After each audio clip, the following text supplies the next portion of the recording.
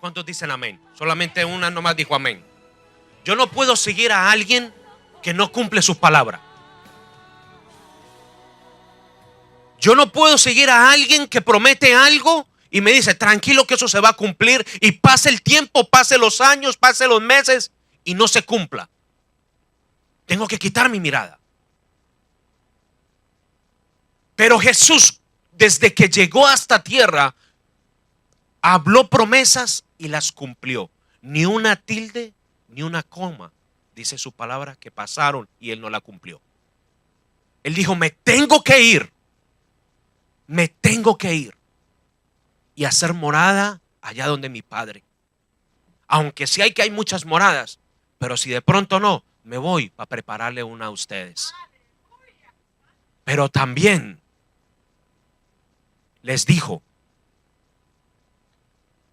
que este cuerpo o que este templo se iba a destruir, pero que al tercer día iba a resucitar, lo iba a hacer.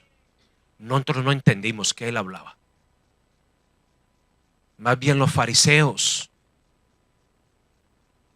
y los sacerdotes hablaban o entendían de un templo físico.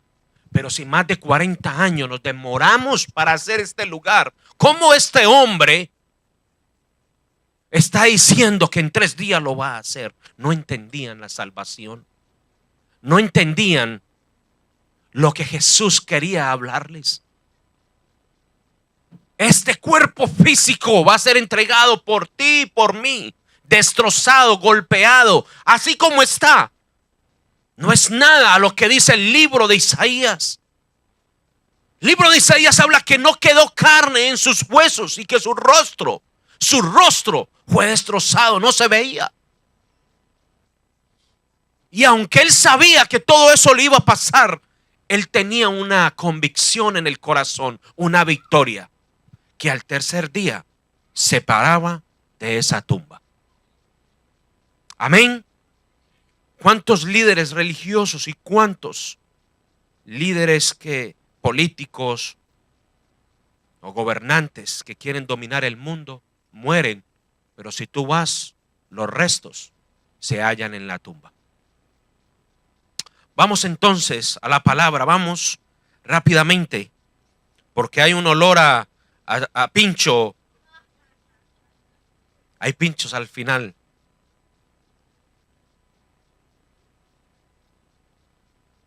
El mayor de los milagros es la palabra del Señor hoy en esta mañana. El mayor de los milagros. Y quisiéramos que oráramos antes de empezar esta palabra. Yo necesito colocar esta palabra delante del Señor, colocar mi vida, mi voz, las palabras que salen de mi boca. No quiero que nada salga en mi humanidad, sino sea el poder del Espíritu Santo en este lugar. Amén. Vamos a orar. Padre, en el nombre de Jesús te damos gracias. Gracias por el placer de compartir con esta familia hermosa, por esta iglesia, por los visitantes que hoy llegan, Señor. Gracias por permitirme ver una generación que se levanta. La ofrendamos delante de ti, Señor. Pero igual, qué privilegio, Señor, yo como siervo, presentar tu palabra, Señor. Ser un atalaya, uno que lleva la voz tuya al pueblo de Dios. Permíteme, Señor, darme de nuevo para hablarla. Dame de tu unción, dame de tu presencia, dame las palabras correctas, que venga todo de parte del cielo, de parte de ti, Señor, para que tengamos un pueblo, Señor, en crecimiento, en madurez, y que tu palabra sea enviada con un propósito y que no se devuelva vacía. En el nombre de Jesús. Amén. Vamos a declarar, iglesia, los que somos de acá y los visitantes, pues a mí me gusta siempre declarar algo, porque es algo que está en el libro de Josué, capítulo 1, versículo 8. Dios le hablaba a Josué y le decía, instrúyete en este libro. Y para mí la Biblia es lo primordial, es la enciclopedia, es mi luz en este caminar. Yo como siervo, como pastor, necesito tener mi Biblia, necesito leerla, necesito que la Biblia me hable. Por medio de ella el Señor me habla, me confronta, me guía, me orienta. Y entonces yo siempre declaro, cada vez que voy a predicar, yo declaro esta palabra. Puedes conmigo repetir después de mí, que no se aparte este libro de mi boca, sino que de día y de noche meditaré en él para hacer lo que está escrito en él, porque voy a guardar y hacer lo que está en él, porque me hará bendecir, me va a prosperar y todo me va a salir bien en el nombre de Jesús. ¿Cuántos dicen amén? Esa es la palabra del Señor. Él te va a bendecir, por la palabra te bendice, te prospera y todo va a salir bien en tu vida. Amén. El mayor de los milagros.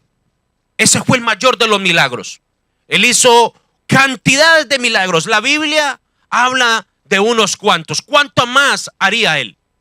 ¿Cuántos milagros más? Pero para mí, ese es el mayor de los milagros. A mí la resurrección, yo la comparo, la comparo con la primavera, con el invierno, pero también la comparo con la primavera. Y quisiera ver unas fotos, hijos, ¿están aquí?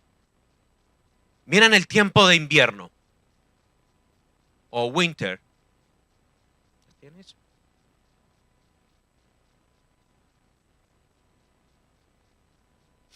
Vamos a ver si sale. Un momento.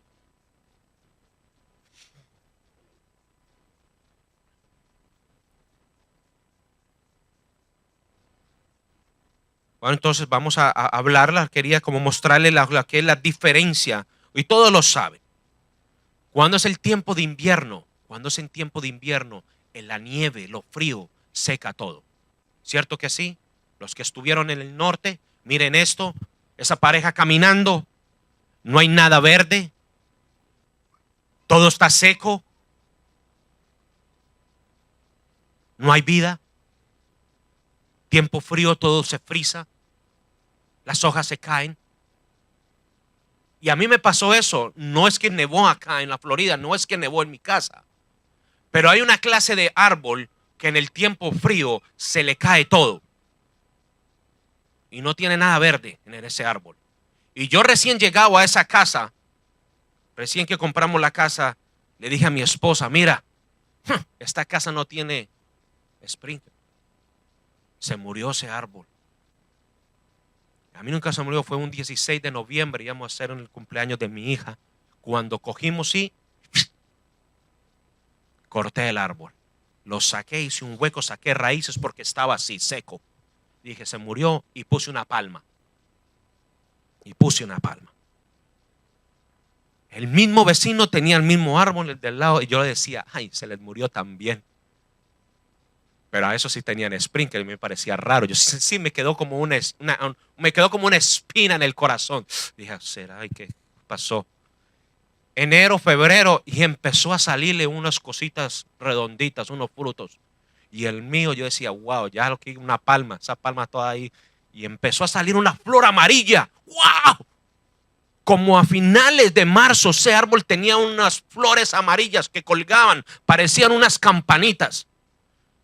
Y yo no le decía nada a mi esposa. Yo veía esos árboles tan hermosos.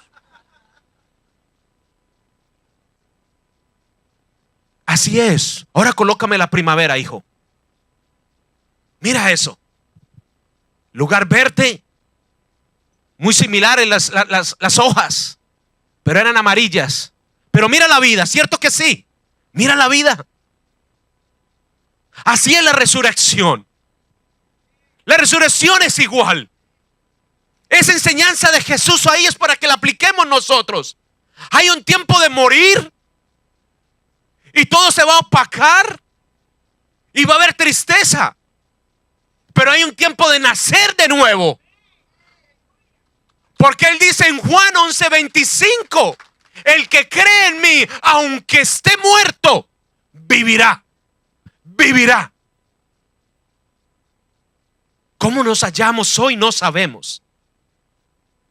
Pero solamente tú, con la presencia de Dios, es que puedes reflexionar y decir, o estoy como en tiempo de invierno, o estoy en estos momentos como la primavera, retoñando de amor, de gozo o de paz. Vamos rápidamente.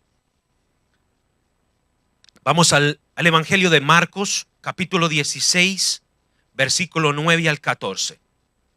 Necesito todos aquellos bereanos, todos aquellos que anotamos en nuestras libretas, porque esta semana ya empiezan las células. Amén. Marcos capítulo 16, versículo 9 al 14. Dice la palabra del Señor. Habiendo pues resucitado Jesús por la mañana, el primer día de la semana, que era el domingo, apareció primeramente María Magdalena, de quien había echado ¿cuántos demonios? Imagínense, se le apareció a María Magdalena, de quien había echado 7 demonios. Yendo ella, lo hizo saber a los que habían estado con él, y estaban tristes y llorando. Ellos, cuando oyeron que vivía y que había sido visto ¿por quién? Por ella, no le creyeron. Pero después apareció en otra forma a 2 de ellos que iban de camino yendo al campo. Ellos fueron y le hicieron saber a los otros, ni aún a ellos creyeron. Finalmente se apareció a los 11 mismos, estando ellos sentados a la mesa. Se les reprochó su incredulidad y dureza de corazón, porque no había creído a los que le habían visto resucitado. Este evangelio habla de los 11 porque ya habían tomado a Tomás. Acuérdese que Judas Iscariote había muerto, pero ya habían escogido un reemplazante. Por eso se habla que habían ya 11 ahí. ¿Cierto? Amén. Gloria a Dios por esta palabra. Gloria a Dios por lo que nos está enseñando. Cuidar de nuestras emociones es el primer punto. Cuidar de nuestras emociones. Primer día de la semana, Jesús se le aparece a María Magdalena. Y en Lucas 8:2, para que lo tengan registrado, es donde él le saca los 7 demonios a ella. Lucas 8:2, que lo tengan ahí. Jesús se presenta a aquella mujer endemoniada y salen 7 demonios de ella. Ella se le aparece a algunos que anduvieron con Jesús, pero dice que sus emociones estaban mal. Estaban como tristes y llorando. No podían entender lo que estaba pasando en ese preciso momento. Por eso, como primer punto, es cuidar ¿qué? Nuestras emociones. Dios estaba atento en todo. Y cuando se le presentó a María Magdalena con un propósito, a ver cómo los discípulos iban a reaccionar a la palabra de ella. Y dice que a ella ni siquiera le creyeron.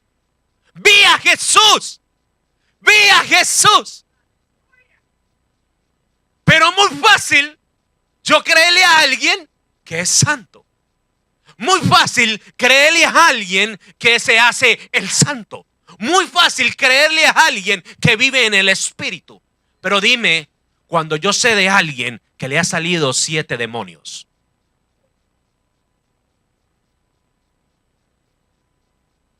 ¿Cuántos a mí me vituperaron porque fui un drogadicto y un alcohólico?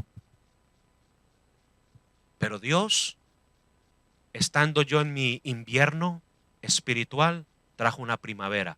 Y yo creo que Dios me resucitó. Pero ellos que andaron con Jesús no le creyeron a aquella mujer. Porque la palabra me registra y me dice: yo no te creo en lo que tú dices. Menos de ti. Entonces, ¿dónde está lo que a mí me dijo Jesús antes de partir? Al tercer día estoy con ustedes. Hay veces no creemos al que habla a nuestro lado. Hay veces no creemos a aquel que es nuestro compañero, amigo, tío, tía, primo, hermano, esposo, esposa, amigo, pastor, consiervo, que habla, no le creemos. ¿Quién eres tú para decirme qué tengo que hacer? ¿Quién eres tú para hablarme de Jesús? Pero también tengo que ponerme a pensar, ¿es por qué no nos creen? Porque si yo doy un mal testimonio, no van a creer que vi a Jesús. Si doy un mal testimonio, un mal caminar, yo no puedo hablar de un Jesús que resucitó. Porque no va a haber convicción y certeza en mi palabra de que hay un Dios que hizo un cambio en mi vida, si mi vida y mi hogar y mi familia está en caos. ¿Cómo voy a poder yo decirle a mi hermano Raúl, Cristo te ama y tu hogar se restituye, si el mío está dañado? Tengo que tener una convicción y una certeza que tengo que estar unido con el Señor para poder tener en mis palabras un apoyo de Él.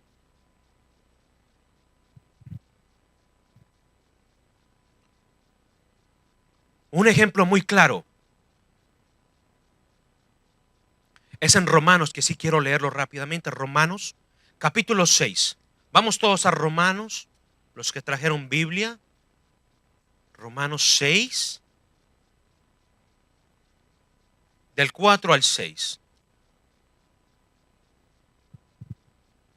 Porque somos sepultados juntamente con Él para muerte por el bautismo, a fin de que como Cristo resucitó de los muertos por la gloria del Padre, así también nosotros andemos en vida ¿qué? ¿En vida qué? Di conmigo, vida nueva. Si yo muero a mi vida, sé que tengo una vida nueva.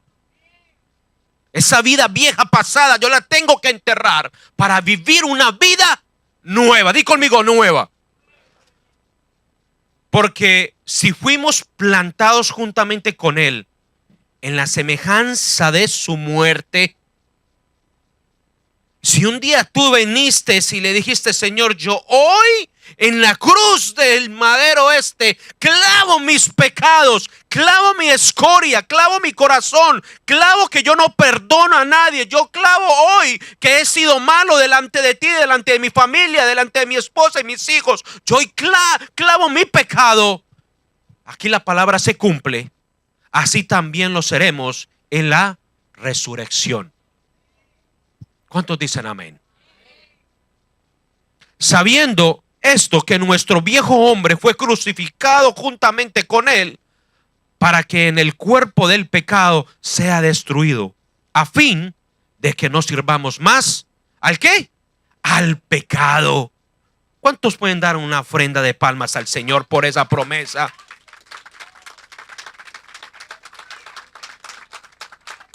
Ejemplo claro, que hay que tener gozo cuando hay que morir. Hay que tener gozo cuando hay que morir.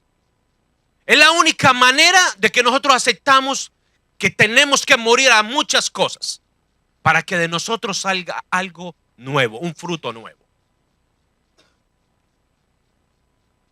Y cuando Jesús iba camino a la casa de Marta y María a ver a su amigo Lázaro, Marta salió corriendo y le dijo, Jesús, si tú hubieras estado acá, mi hermano no hubiera muerto. Y ya lleva 4 días sepultado. ¿Tú estás entendiendo esa profundidad? El poder y la majestuosidad y lo soberano que es Él sobre la vida de nosotros. 4 días un hombre sepultado. Yo te quiero decir, mi hermano, que ya estaba podrido. Ya estaba con un olor malo. Y eso significa mucho en nuestra vida. Y Jesús le dijo, no te pongas así conmigo. No. Porque si ustedes creen en mí, y si el que se murió creía en mí, pues lo va a resucitar. Él lo va a resucitar. Pero no importa cómo tú y yo estemos en esta mañana de hoy. 4 días, 1 mes, 2 años, 3 años o una vida entera. Dios, el consolador, el que se preocupa por nosotros, es el que hoy en esta mañana te extiende las manos y te dice, no importa, a mí no me importa cómo es tu olor. A mí no me interesa tu olor en este día. A mí me interesa es que tú te levantes y vivas. Aleluya.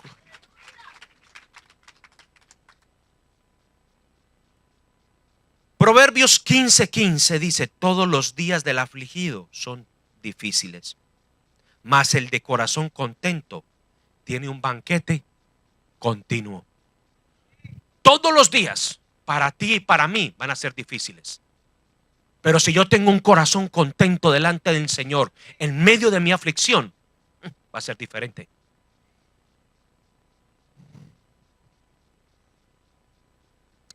Jesús se le aparece a otros hijos amados, otros discípulos de otra forma. Jesús se nos aparece en diferentes formas como segundo punto. Y quisiera leerlo. Pero después se le apareció en otra forma. Di conmigo, en otra forma. A dos de ellos que iban de camino, yendo al campo.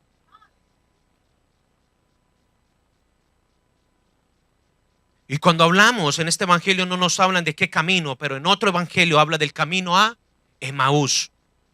Y quiero que noten qué es Emaús. Porque si era el mismo día de resurrección y Jesús se les aparece, no entendieron. Porque las emociones, como dije ahorita, hay que controlar nuestras emociones. Hay que entender algo muy grande, que cuando Dios quiere resucitar algo de nosotros, hay veces depende de nuestras emociones. Dependemos cómo está nuestro sistema anímico, almático, emocional. Yo hoy sirvo, yo hoy llego a la iglesia, yo hoy hago para el Señor, yo hoy quiero hacer esto porque, no sé, mi marido me dio unos tacones. Yo hoy hago de todo porque hoy se levantó mi esposa y me dio desayuno y fue muy cariñosa conmigo. Hoy voy con unas energías para la iglesia. Y díganme si no, si a muchos no les pasa. Salen de la casa, montan al carro y cuando están bien le abren la puerta. Mi amor, qué vestido tan lindo. Pero cuando estamos mal, montes o la dejo. Y llega a la iglesia con una cara que yo lo veo de acá. Yo digo, y siempre miro para acá, para este lado, y para este lado no miro. Digo, uy, aquel me va a matar con esos ojos. Entonces, como pastor, Dios le empieza a dar a uno un discernimiento. Algo pasa en la casa. Pero ese día no quieres nada. Llegas como obligado a la iglesia. Si no llegas, olvídate que toda esta semana no cuentes conmigo. Entonces, ¿qué hace uno? Pues llego, porque imagínese. Las emociones juegan un papel muy importante en esto. Y Jesús, caminando con ellos, medía las emociones de cada uno. Hay veces las emociones no dejan cumplir la promesa de Dios. Nosotros acá, Dios tiene promesas, pero nuestras emociones no nos dejan cumplirlas. Dios quiere bendecir, Dios quiere un cambio, Dios quiere que tú seas algo diferente a lo que siempre sos. Cuando esté alegre, cuando esté bien, cuando en mi banco tenga dinerito, cuando me vaya de vacaciones, yo le sirvo al Señor. Un montón de cosas. Dependemos de nuestra parte emocional para escuchar y ver a Dios.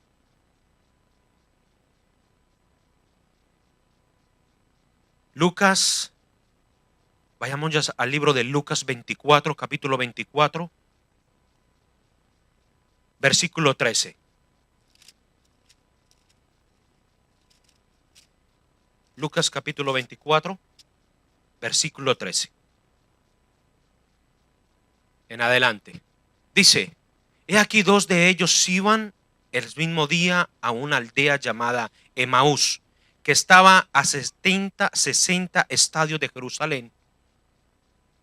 Llamada Emaús, que iba a 60 estadios de Jerusalén. E iban hablando entre sí todas aquellas cosas que habían acontecido. Sucedió que mientras hablaban y discutían entre sí, Jesús mismo se acercó y caminaba ¿cómo? Con ellos. Mas los ojos de ellos estaban velados. Di conmigo, velados. Velados. Velados significa que tenían algo al frente que no dejaban ver, que no dejaban apreciar quién caminaba con ellos. Mas los ojos de ellos estaban velados para que no le conociesen. Y les dijo: ¿qué pláticas son estas que tenéis entre vosotros mientras camináis? ¿Y por qué están qué?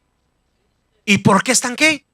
Tristes. Respondiendo uno de ellos, que se llamaba Cleofas, le dijo: ¿eres tú el único forastero en Jerusalén que no ha sabido las cosas que en ella ha acontecido en estos días? Entonces él les dijo: ¿qué cosas?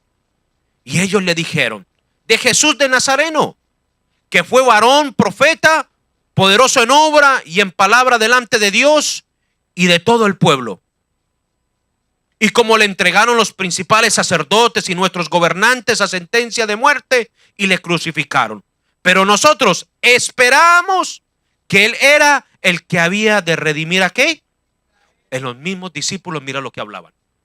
En un momento emocional. No entendieron nada, más bien juzgaron, más bien criticaron, más bien dijeron: este no hizo nada por nosotros. Estábamos esperando que él iba a redimir a Israel. Y ahora, además de todo esto, hoy es ya el tercer día que esto ha acontecido. Aunque también nos han asombrado unas mujeres dentro de nosotros, las que antes del día fueron al sepulcro. Y como no hallaron su cuerpo, vinieron diciendo que también habían visto visiones de ángeles, quienes dijeron que él vive. Y fueron algunos de nosotros al sepulcro y hallaron así como las mujeres habían dicho, pero a él no le vieron. Entonces él les dijo, palabras de Jesús: oh insensatos y tardos de corazón, para creer todo lo que los profetas han dicho. ¿No era necesario que el Cristo padeciera estas cosas y que entrara en su gloria? Y comenzando de Moisés y siguiendo por todos los profetas, les declaraba en todas las escrituras lo que de él decían. Vamos a hablar de qué es Emaús rápidamente. Emaús es el camino o es la posible tristeza y vacío del corazón del ser humano. Mismo día de resurrección, el mismo día van en camino a un lugar donde no hay esperanza. El mismo día donde aquel que resucitó estaba con ellos y no lo pudieron ver. No había convicción, no había certeza en ellos, estaban velados. Su corazón se hallaba tardo e insensatos, como le dijo el Señor. Emaús, caminos donde nosotros andamos, caminos que no creemos, caminos donde nosotros decimos: ¿qué voy a creer yo en lo que Jesús me promete si mi vida sigue igual? No hay cambio. Las tristezas, las quejas, las inconformidades, el desánimo. ¿Qué son las cosas insensatas? Los necios, aquellos que hablan de más, los tardos, las que somos los que hacemos las cosas despacio, a mi manera, no a la manera que Dios quiere.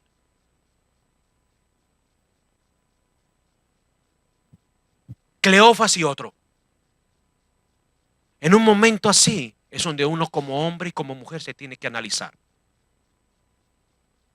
¿Cómo podemos nosotros caminar y poder entender que Jesús anda con nosotros si nosotros hablamos y hacemos y a veces hasta criticamos o a veces somos inconformes de lo que los demás hacen o de lo que yo hago para el Señor? Es difícil entender eso. Hombres que andaron con él, más bien vinieron y dijeron: ese que estuvo allá vino es que a redimir a Israel, pero nada, mira ya el tercer día y nada, por aquí no, nada, ni se aparece. Un problema para llegar a la iglesia, un problema para servir, un problema para todo en las cosas del Señor. Quedamos como el papel de Cleofas y el otro discípulo. Y él al lado de nosotros nunca se aparta. Nunca se aparta.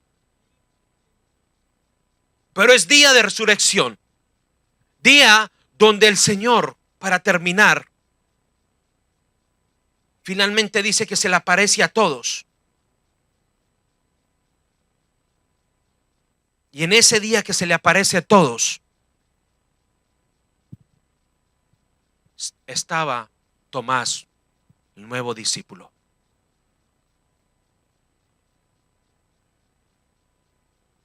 Y a Tomás le dicen: acabamos de ver a Jesús. Y él le dice: si yo no lo veo con mis ojos, yo no creo. Y tuvo que aparecérsele Jesús por segunda vez a los 8 días. Se les volvió a aparecer a todos. Y Jesús vino derecho donde él. Y mira que no había hablado con Tomás, pero Dios conoce tu corazón y conoce el mío. Dios conoce las ganas que tú tienes por cambiar, las ganas que tú tienes por salir de un invierno en tu vida y estar en primavera. Dios conoce tu muerte, pero también conoce tu vida. Dios conoce que quieres salir y flotar, y muchas cosas son un obstáculo para tú salir. Y él se vino derecho donde Tomás y le dijo: mete tu dedo y mete tu mano al costado.